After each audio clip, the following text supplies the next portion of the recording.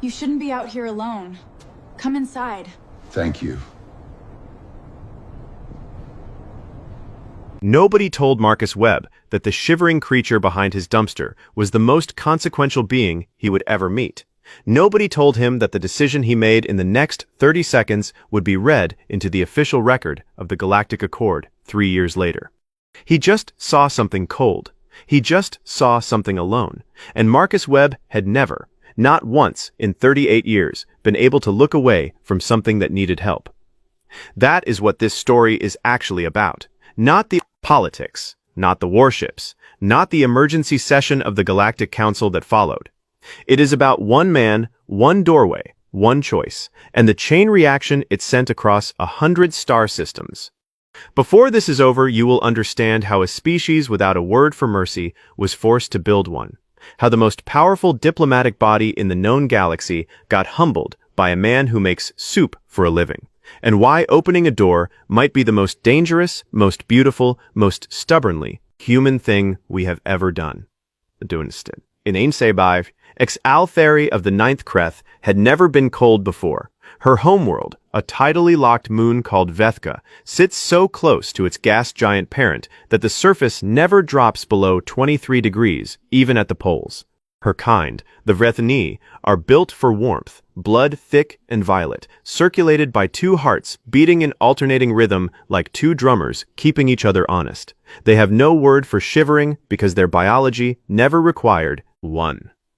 At 2:14 in the morning on February 9th, in an alley behind a diner in Spokane, Washington, Zal was shivering so hard her secondary heart had gone into stress arrhythmia. The Galactic Accord's diplomatic mission to Earth had been running for 11 months and was, by every measure the Accord used to judge these things, a failure. Humans had been rated Class 3 emergent, curious, tool-using, mildly violent, biochemically interesting, but otherwise unremarkable. The senior diplomat, a four-armed bureaucrat named Threshkar, was supposed to spend 6 months collecting data and file a report recommending a 20-year observation extension before any real contact was formalized. What he had not accounted for was that humans are absolutely exhausting to observe neutrally.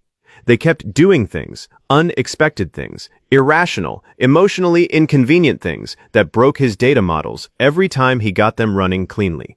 He watched a human woman sprint into a traffic to push a stranger's stroller out of the path of a truck. He watched a group of teenagers who had been mocking a crying man on a park bench suddenly, without any prompt, sit down beside him and stay there for 40 minutes. He watched a soldier in archival footage drape his own jacket over an enemy combatant in the rain. None of that fit. The models said emergent species at this developmental stage were tribal and hierarchical. They helped their own group and viewed outsiders with hostility. That was the pattern for 61 of the 63 species the Accord had evaluated. Humans were 64. The models kept breaking. Threshkar responded the way threatened bureaucrats always respond. He got paranoid. He decided the anomalies were performance. The humans knew they were being watched. This was theater, a strategy to appear benevolent while hiding something dangerous underneath. By month 11, he was convinced humanity was either the most sophisticated, deceptive species the Accord had ever encountered, or a cosmic aberration that posed an existential threat to galactic stability just by existing. He filed for reclassification to Class 4 caution. The automated crisis protocol triggered, an immediate evacuation was ordered, and Threshkar evacuated with the speed of a man who is not looking back. He left Zal behind. She had been running atmospheric sample collection in the city, cataloging trace biochemicals in human-inhabited environments. Her communicator had a fault warning for 3 days nobody had fixed. When the evacuation signal came, she didn't receive it. She finished her samples, packed her kit, walked to the rendezvous coordinates, and found nothing but a thermal scar where the shuttle had been. They had not waited. They had not sent a second message. They had not, and this is what would later appear in the Accord's disciplinary record as Exhibit C, even checked whether she had checked in before departure.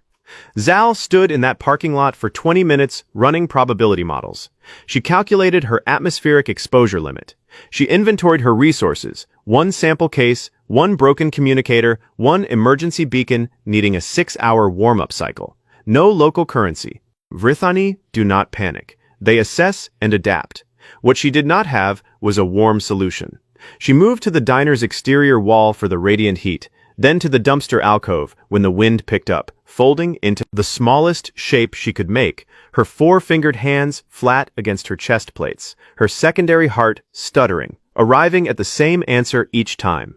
Without warmth, her biology would reach critical threshold in approximately 4 hours. Marcus Webb had worked the overnight shift at that diner, called Patty's, because the owner was named Patricia and she lacked imagination in naming things but not in cooking them, for 6 years. He was the kind of man cities accidentally produce: steady, capable, moderately frustrated by the gap between the life he'd imagined and the one he had, but not broken. He had done a stint in the army, survived a marriage that had been good then wasn't, and raised a daughter named Cora, who was 11 and thought he hung the moon. He did not have money or influence or a theory of change. He had a second-hand coat, a truck with a heater that only worked on the passenger side, and a complete inability to pretend he had not seen something when he had seen it. At 2:17, taking out a trash bag after the last table cleared, Marcus saw the shape behind the dumpster. His first thought was homeless person, which in Spokane in February is not a small emergency. He took 2 steps and stopped, because homeless people in his experience did not have 6 limbs or the wrong number of fingers or eyes that caught the alley light and scattered it back in a color with no name in English. He stood there. He later said 10 seconds, the security camera shows closer to 30, and he looked at this thing, and it looked back with those refracted eyes, shaking like something wound too tight, and Marcus made the calculation that would rewrite diplomatic history. Not by calculating, by feeling the answer and knowing it was true. It was cold. It was alone. He had a warm diner 10 feet away. "Come on," he said. Just that, come on. Zal did not speak English. She had 3 weeks of passive audio absorption, enough to parse N's basic directives. She understood come, she understood the open door. She understood with the precision of a species that had survived 6,000 years by correctly reading predator body language that this biped's posture was not aggressive. She stood slowly, joints stiff, and walked into the warmth. Marcus made soup. The kitchen was still warm, and he loaded a bowl with leftover chicken and rice, set it on the counter where the staff ate, and mimed eating, because that is what you do when there is a language barrier and someone needs food. She ate.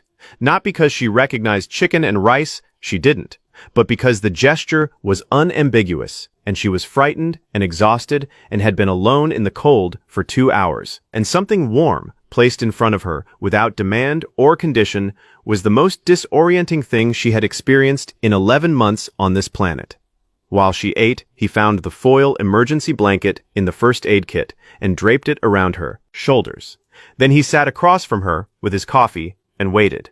He didn't call anyone, didn't record her, just sat the way those teenagers had sat on the bench, because the moment required presence more than action. Denjand, metastats, denjand. Zal assessed him while she ate. She had 6 months of data on human behavior, filtered through Threshikar's paranoid lens. The lens said this was theater, that the biped had a motive building toward a request. The motive didn't appear. He refilled her water without being asked. He turned the heat up when her shivering didn't stop. When she tried her broken communicator for the 15th time and made a sound of frustration, he looked at the device, said, "Is that broken?" Took it with her permission, found the cracked seal on the power coupling, and fixed it with thermal tape from the utility drawer. Just fixed it, because something was broken, and he had the tape. Zal went very still. In Vrethani culture, objects of value belong to your unit. If something breaks, your unit fixes it or doesn't, and the hierarchy reveals itself in which direction resources flow. She had been in Threshikar's unit for 4 years. In 4 years, nothing she owned had ever been repaired by someone of higher rank. Resources flowed upward. That was how it worked. This biped had repaired her communicator while she ate his soup. She would later describe this in her formal testimony as the first time she understood that the anomalies in Threshikar's data were not performance, that humans were not deceptively benevolent, they were simply benevolent. And the taxonomy her species used to categorize behavior had no bin for what she was looking at. She tried to transmit on the repaired communicator, got nothing. The evacuation window had passed, the ship was gone, the relay out of range. Marcus watched her work through this, and then quietly got up and made a second pot of coffee. You need somewhere to stay tonight? Not aggressively, not weighted with expectation, just checking, leaving the door open. His apartment was a 6-minute walk away, third floor of a building where the elevator worked half the time. He lived there with a cat named Sargent, named by Cora, who had decided at age 7 that cats should have ranks, and walls covered in drawings Cora had made at various ages, each one framed, each frame level.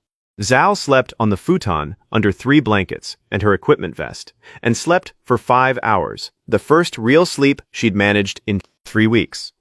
In the morning he made eggs and left for work. Before he went, he showed her the heating, showed her the bathroom, left cash on the counter with a note in large clear capital letters explaining where the diner was. Then he left a stranger, an alien, though he understood her nature only vaguely and hadn't asked, alone in his apartment with his cat and his daughter's drawings and everything he owned, because she was a guest, and guests deserved trust. Zal sat alone in that apartment for 4 hours. She did not go through his drawers or access his devices. She sat and looked at the drawings on the walls. She noted the frames, inexpensive but careful, each one level. She noted the drawings placed under a glass on the kitchen counter so they wouldn't move. In 4 years with Threshikar's unit, she had never seen care directed at something with no strategic value. The drawings could not advance his position. The cat could not provide resources. The care was simply care. The same care extended to her unasked in the dark of an alley.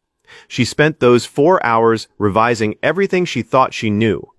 Threshikar's Class 4 caution recommendation had already begun moving through the Accord's machinery. Class 4 triggered a cascade of automated reviews, and in the current political climate, 2 genuine Class 4 situations had destabilized 3 inhabited systems in the past decade. There was enormous pressure to act fast. Acting fast meant a quarantine designation, Earth closed to all Accord contact for 50 years minimum, with provisions for more aggressive intervention if the evaluation was upgraded. Not extinction. The Accord didn't do that. But 50 years of isolation for a developing world, combined with diplomatic exclusion and covert surveillance, were things that bent the trajectory of civilizations. Threshkar filed on February 8th. Zal had been left in the alley on February 9th. The council vote was scheduled for February 17th. She had 8 days.